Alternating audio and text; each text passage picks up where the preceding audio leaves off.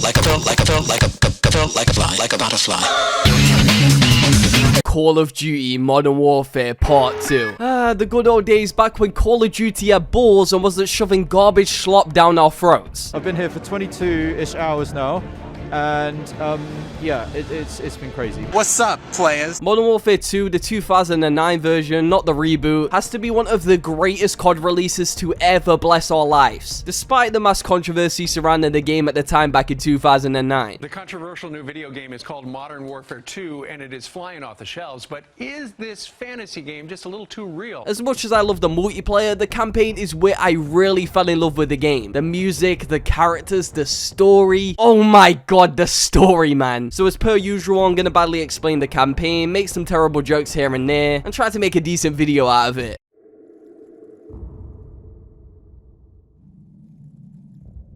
Modern Warfare 2 starts off with a cool little recap of the first game in case you forgot about what happened. I will never forget, taking us to 5 years later, starting the first mission. S.S.D.D playing as PFC Joseph Allen in Afghanistan, alongside the GOAT Sergeant Foley, voiced by none other than Keith David himself. Yes, the Keith David. He introduces Private Allen to the local Afghan National Army soldiers to teach them how to shoot, forcing us into an epic Call of Duty tutorial. My favorite. Allen picks up a rifle, shoots some targets, and throws a grenade, completing the tutorial. But wait, there's more to come, so don't worry. Foley tells Allen to get to the pit as some bloke named General Shepard wants to see him run the course. On the way to the pit, Allen comes across some soldiers playing basketball. Get off the court, dude. Private Summers drinking the biggest water bottle known to man. What the heck? Private McCord doom scrolling TikTok.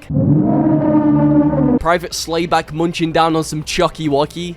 And Corporal Abrahamson being depressed as always.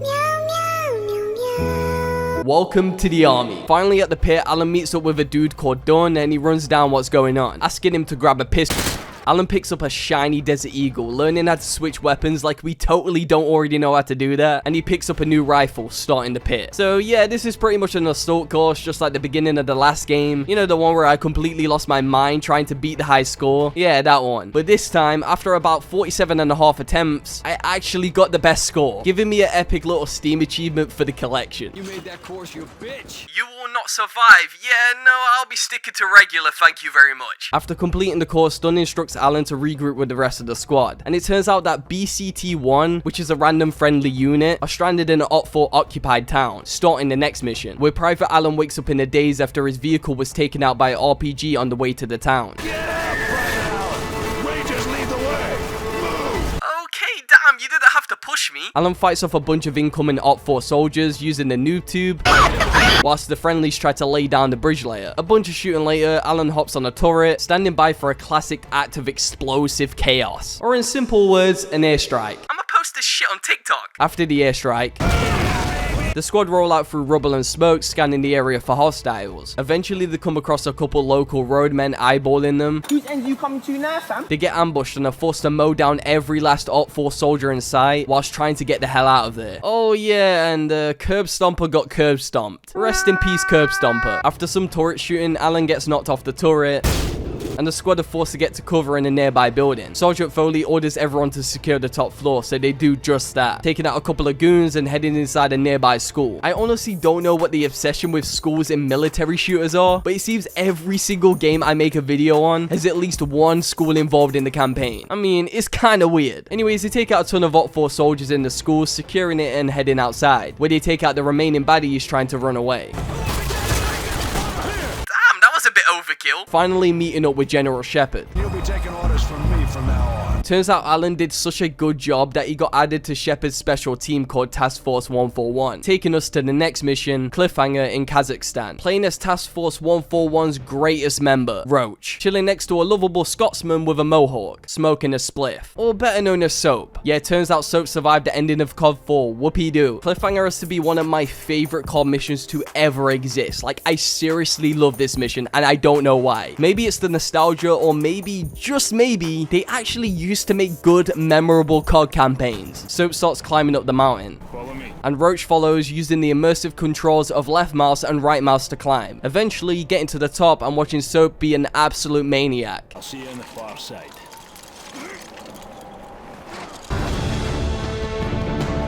Roach jumps trying to hold on and not fall to his death, but then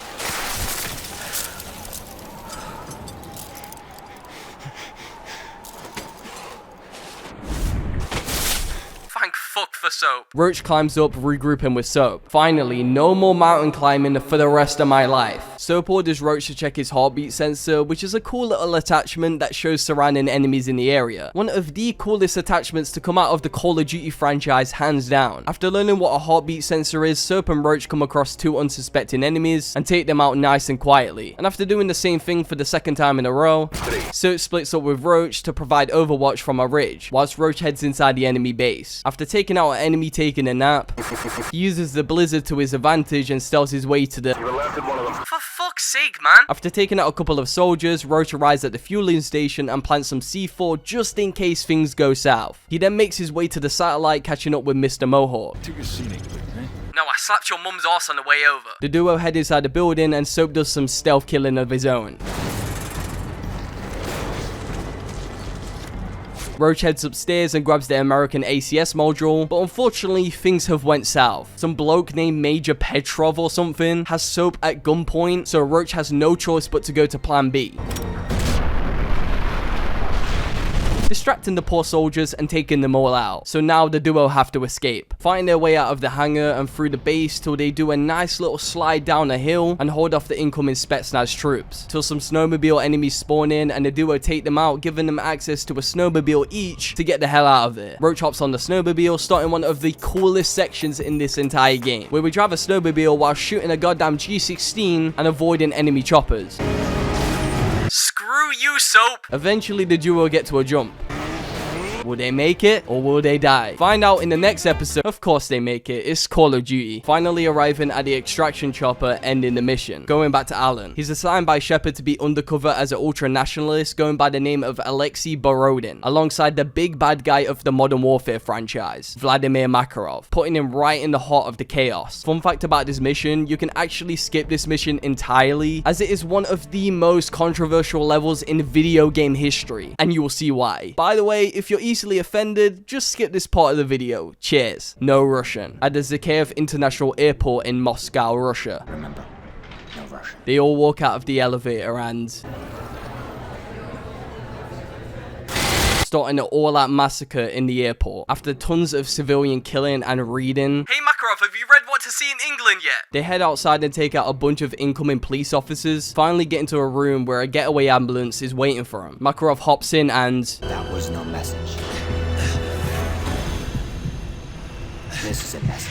So yeah, it turns out Makarov knew he was an undercover American, literally starting World War III, as when the Russians find Alan's body, they will blame the mass murder of innocent civilians on America. But Shepard, being a Mr. Smarty Pants, he orders Task Force 141 to follow the bullet shells used in the massacre back to the source, which turns out to be from a weapons supplier named Alejandro Rojas, all the way in Brazil, starting the next mission, Takedown, taking Task Force 141 to Rio de Janeiro in Brazil, which includes Roach, Soap, some other soldiers we literally don't give a shit about, and the greatest Brit of all, Ghost. Soap and Roach follow two militia soldiers till they hop out of their van and they spot Rojas' right-hand man. He takes out the soldiers, including the driver.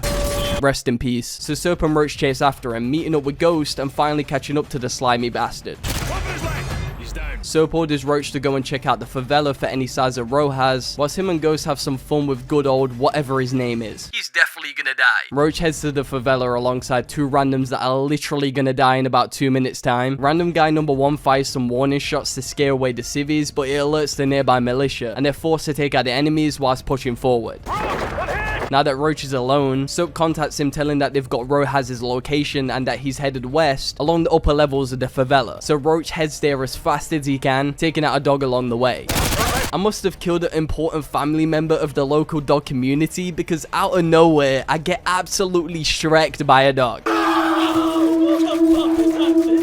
After spawning back in, Roach races his way up the favela in the most annoying section I've ever played through, taking out waves and waves of enemies in windows and on rooftops and dying about 20 goddamn times. So eventually Roach finds him and... no, he's not.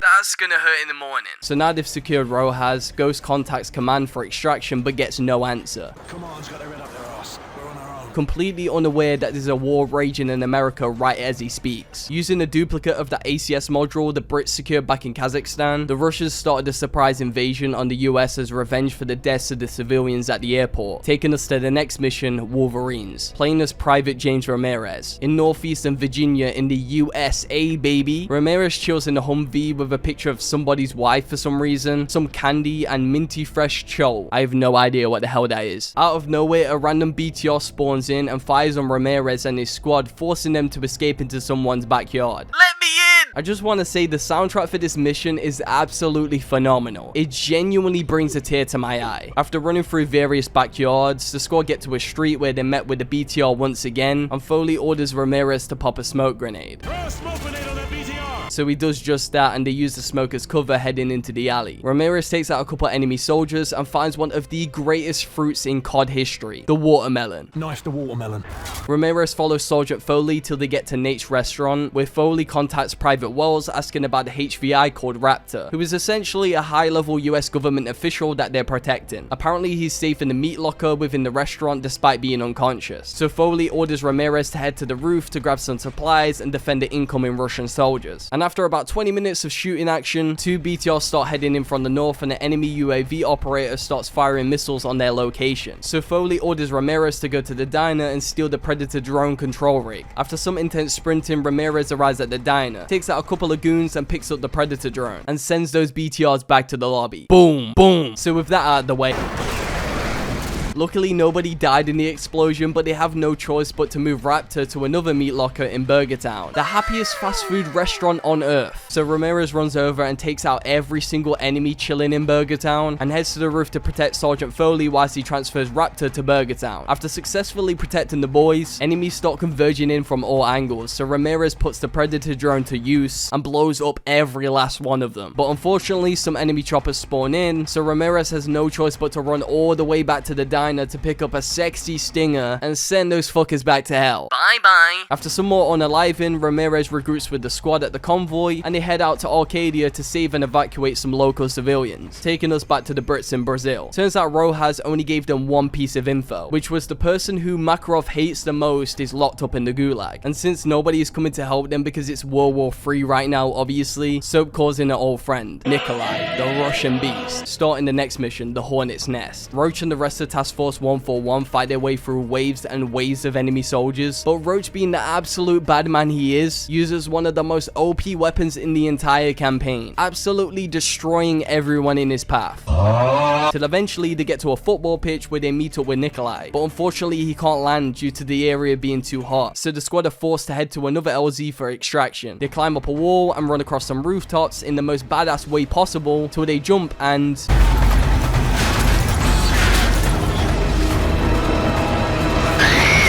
Roach wakes up in the day seeing some militia soldiers slowly approaching, so he gets up off his arse and starts running for his life. Run for it! Get to the rooftop! With only 30 seconds till they leave him behind, Roach puts his years of sprinting experience into action, sliding through a window and finally seeing the chopper and... successfully getting out of there and heading towards the submarine, taking us to the next mission, Exodus, back with the Americans once again. Ramirez follows Sergeant Foley, taking out a bunch of Russian troops with the help of a striker named Honey Badger. What a nice name. And after deleting a bunch of enemies from existence in houses, some helis pull up, dropping even more soldiers to add to the scoreboard. After a bunch of shooting, Overlord orders the team to divert to 4677 Brookmere Road after eliminating the AAA. The squad get to a bridge crossing into Arcadia where, you guessed it, they proceed to unalive even more soldiers. They finally find the AAA and Ramirez uses his laser designator to fire artillery and destroy all of the enemy vehicles. Boom, boom. So now the squad head to 4677 Brookmere Road, and on the way there, General Shepard contacts Sergeant Foley, informing him that their objective is to extract a high-value individual from a panic room on the second floor of the house. And this house has a massive plane in it for some weird reason. Heading inside, Ramirez catches a soldier stealing. Teach you to never take what's not yours. What pig? Ramirez and the squad head to the panic room, but it's too late as the HVI is dead. Sergeant Foley orders Ramirez to pick up the briefcase and Dunn to take a couple of pics of the bodies for intel. Also, by the way, this body right here is Victor, which is one of the dudes that was with Makarov at the airport massacre. Back with the British lads once again, Shepard tells Soap that he and the 141 alongside the Navy SEALs are to get prisoner 627, which is the guy that Makarov hates so much in the Gulag. But before they can do that, they have to take out some SAM sites on oil rigs that are preventing them from getting to the Gulag. Oh yeah, and save some hostages in the process. Starting the next mission, the only easy day was yesterday in Russia. Roach swims to the surface and takes out a guard. Some friendlies pick him up out of the water. Cheers, mate. Roach follows Soap, taking out a dude having a smoke. They stack up on the door and breach into the room in that slow-mo Call of Duty style we all know and love, taking out a couple of enemies and saving 4 of the hostages. After securing the area, Roach heads upstairs to deck 2 where they do another breach, saving the final 2 hostages on deck 1 and deck 2. Turns out some more enemies are about to spawn in, so Soap orders Roach to plant some C4 on the bodies and head to the scaffolding ready to ambush the incoming goons. They spawn in and starting another gunfight. Roach and 141 fight through waves of enemies and choppers till they finally get to the 3rd deck where the other team starts popping smoke, but unlucky for them as Roach is equipped with a thermal sight and sends them back to the lobby. The squad breach for a final time and save the rest of the hostages, shutting down the SAM sites once and for all. Roach hops on the chopper and heads to the Gulag, taking us to the next mission, the Gulag, 40 miles east of Petropavlovsk, yeah, whatever that is. The squad proceed to head into the Gulag to rescue prisoner 627. After taking out a couple of hostiles on the towers and nearly getting taken out by friendly fighter jets, they land and fight their way into the Gulag. Once inside, they head to a control room and Ghost uses his amazing computer skills to locate prisoner 627 while Soap, Roach and a few other guys search through various cells. Unfortunately, the squad get trapped and have to sit back while Ghost works his magic. Ghost finally opens the right door and they move through, taking out even more bad guys and arrive at Armory, also known as Gun Heaven. The squad stock up and use riot shields to defend themselves whilst Ghost works his magic once again. Finally! They fight their way through a couple more Russian soldiers and rappel down to the lower floors. The squad turn on their night vision, one of Modern Warfare's coolest elements if I do say so myself. They unalive a couple of enemies till out of nowhere. So yeah, the Navy is continuing to fire on the Gulag even though Task Force 141 is inside trying to rescue prisoner 627. The squad take out a couple of more bad dudes and breach for a wall into one of the most disgusting bathrooms I've ever seen. After a massive gunfight in the scruffy bathroom, they hop down a hole into the sewers, I guess, slide down some poo, and Ghost informs them that prisoner 627 is behind the wall. Roach breaches it and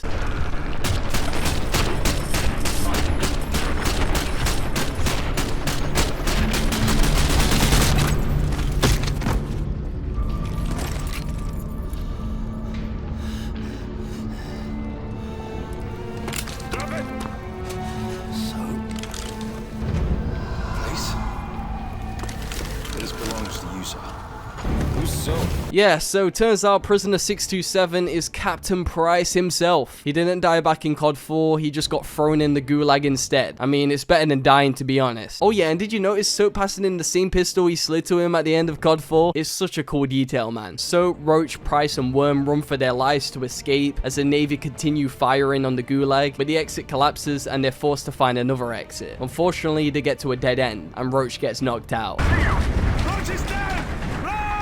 Roach wakes up as Soap shoots out a signal flare for the extraction chopper to locate them, so they let down a spy rig and they all hook up to it.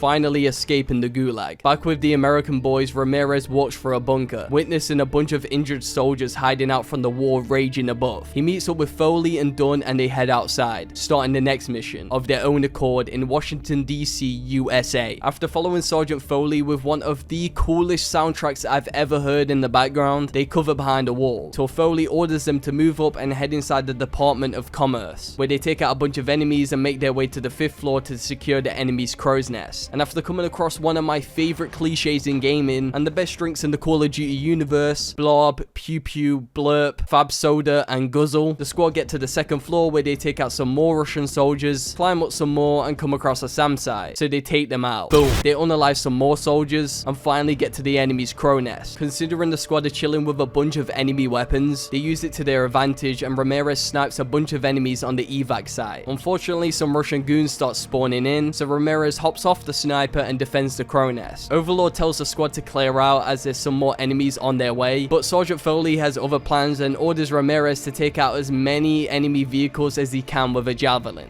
Boom, boom, boom, till they are forced to head to the roof. With only 1 minute and 30 seconds remaining, Ramirez and his squad race to the roof, getting there just in time to leave this hellhole. We'll do what we can from the air. Wait, what? So Ramirez uses the minigun and absolutely shreks every living soul at the World War II memorial. But out of nowhere, even though they're hit and are probably gonna die, they head towards the Department of Justice to take out every SAM site they can.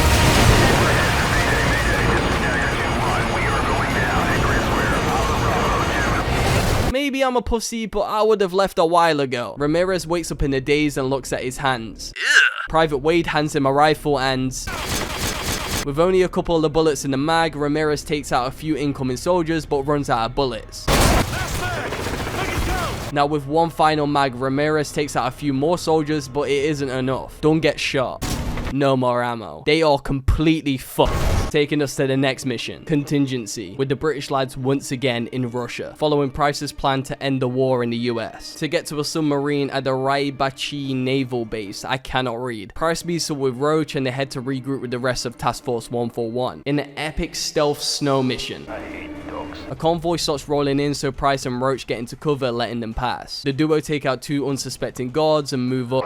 We're spotted. Bro, what? The duo take out 2 unsuspecting guards and move up, taking out more guards and a dog. The duo head over a bridge till out of nowhere, Incoming. Look out. they run through the woods, escaping from the enemy BTR till they get far enough that it can't chase after them. Now in the forest, they avoid some more patrols and take out a couple ultra-nationalists for those extra points for the scoreboard. Eventually, they get to a ridge where Roach takes control of a predator drone, but a mobile SAM site in the village shoots it down. So Price and Roach slide down and head into the village, taking out a bunch of ultra-nationalists and meeting up with Ghost. After a bunch of unaliving, they locate the submarine and a second predator goes online. So Roach uses it, taking out tons and tons of enemies. The squad fight through the base, shooting and using the predator drone till they finally get to the submarine and defend it, whilst Captain Price heads inside and does whatever he's doing, probably beating off or something. After a bunch of defending, the silo doors on the submarine start opening and... I repeat, the silo doors are open. Good. Wait, Price, no! We have a nuclear missile launch. Missile in the air. Missile in the air. Code black. Code black. So yeah, Price planned this all along. He wanted to launch a missile into the upper atmosphere and detonate it, creating an EMP which disables electronics all across the eastern United States. Taking us to the next mission, Second Son, back with our boy Ramirez, where that whole section from earlier plays again, and once again they are fucked. What the hell, we're in space? We watch as the missile Price sent explodes.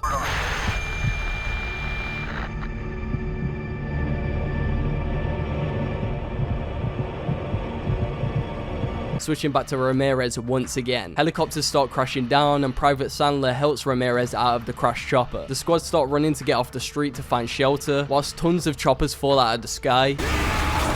What the hell is even that? Finally getting to safety inside the building.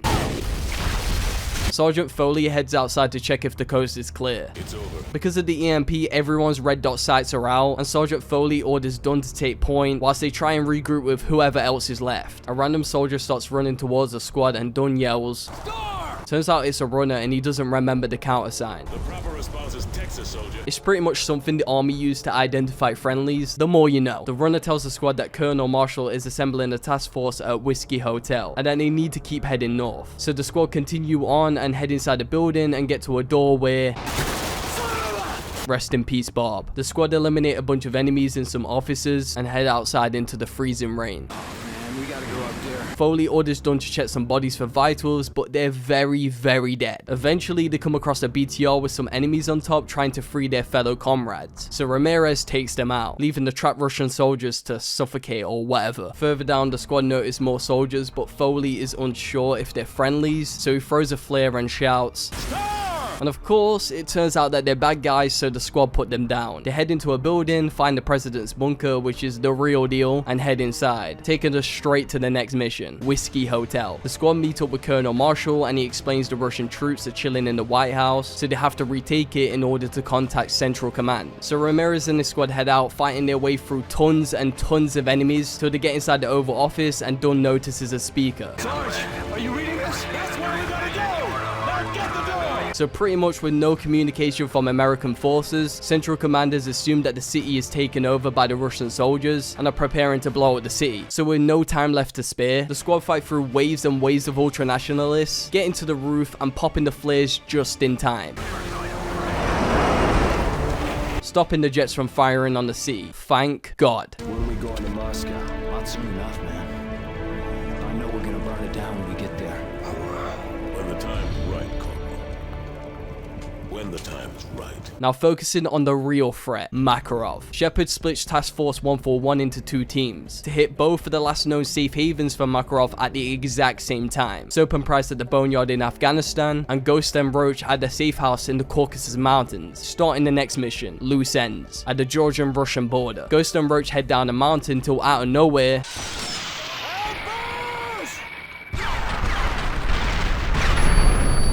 they get ambushed and fight their way through a bunch of enemy soldiers till they get to the safe house. Once outside, Roach breaches through a door, taking out a bunch of ultranationalists inside. He does this a couple more times till he clears out the entire safe house with Makarov nowhere inside. Ghost contacts Shepard to tell him the bad news about Makarov, but luckily there's a bunch of intel on Makarov inside the safe house. So Shepard orders the squad to collect as much intel as they can until the extraction arrives. So they do just that, and Roach connects the DSM to Makarov's computer, starting the slowest download known to man. Like seriously, what in the flippity fuck is this internet? Like please hurry up. For the love of God, hurry up. Whilst the files copy over to the DSM, Roach and Ghost are forced to defend the safe house for about 20 trillion years, taking out waves and waves of bad guys till my eyes bleed. Please just put me out of my misery, man. Eventually the intel finally copies over, so Roach picks it up and the duo make their way to the landing zone for extraction, taking out a couple of more goons on the way. They nearly get there and I've got you, Roach! Hang on! in a daze, Roach defends Ghost till they finally get to the extraction point, and one of the most heartbreaking scenes in video game history plays. You have the DSM! We got it, sir! Good. That's one less loose end. No!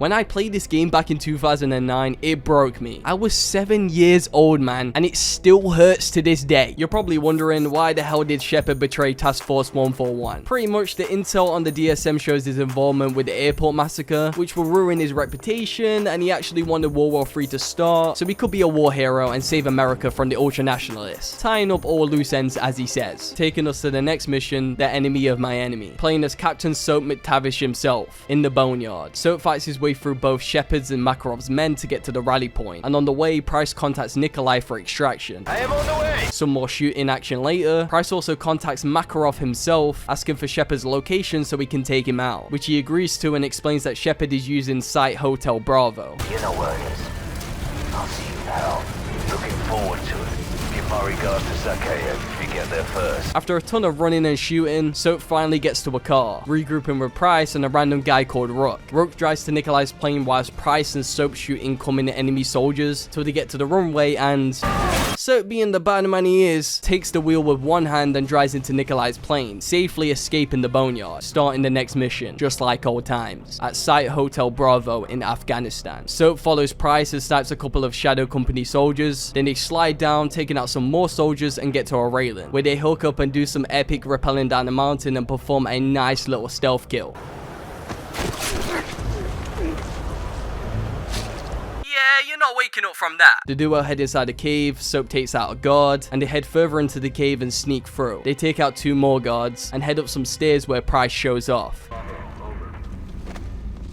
But out of nowhere, some Shadow Company soldiers breach the room, but Soap and Price take them out with ease. That's right. Damn right it is! Soap uses a riot shield to cross the bridge and take out some enemies, and it turns out Shepard is escaping, so they need to hurry the hell up. Soap takes out a couple of more goons, heading back inside the caves, and endgaming even more Shadow Company guys, finally getting to the door of Shepard's command center. Soap and Price breach the door for one final slow-mo breach section, and take out all of the remaining soldiers. Turns out Shepard set the entire place to blow, so Soap overrides the door lock, and the duo head out.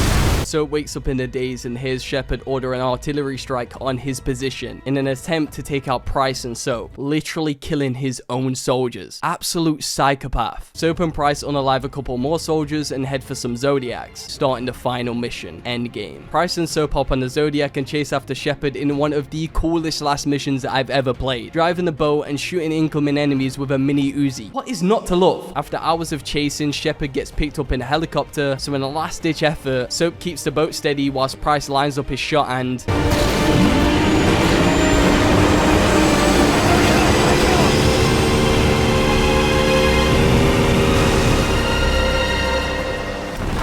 Soap wakes up, barely able to see and walk with a knife in hand, coming across a helpless soldier.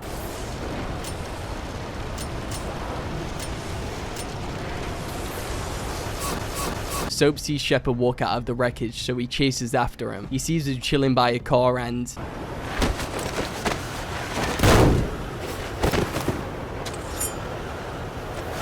Shepard talks about all the soldiers he lost back in COD 4, 30,000 to be exact, and that he's still pissed off about it, showing us once again that he wants to be this big war hero. Captain Price spawns in and saves Soap, kicking the gun out of his hand. Soap crawls to the gun with the power of right mouse, left mouse, and...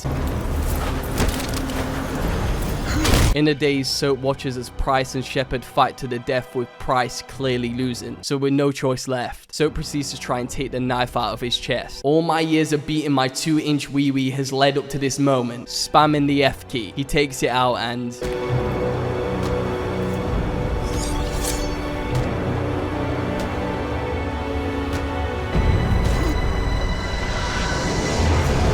ending this wannabe war hero once and for all. As the screen fades to black, Price wakes up, rushing over to Soap. Soap. Nikolai, being the absolute goat he is, pulls up to assist him. Nikolai, we gotta get Soap out of here.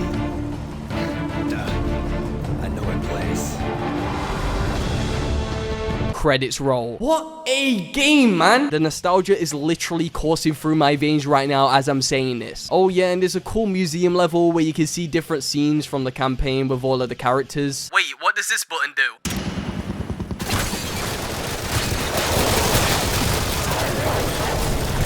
There were also 2 cut levels in this game, believe it or not. One that was going to take place in or out of the International Space Station, and another being a motorcycle mission that is actually in this beautiful concept art book that I am so lucky to have my hands on. Pretty cool, am I right? Anyways, I might make a video on the Modern Warfare 3 campaign if you guys want to see that. So if you do, just let me know in the comments and I'll make sure to cook something up. Like and subscribe.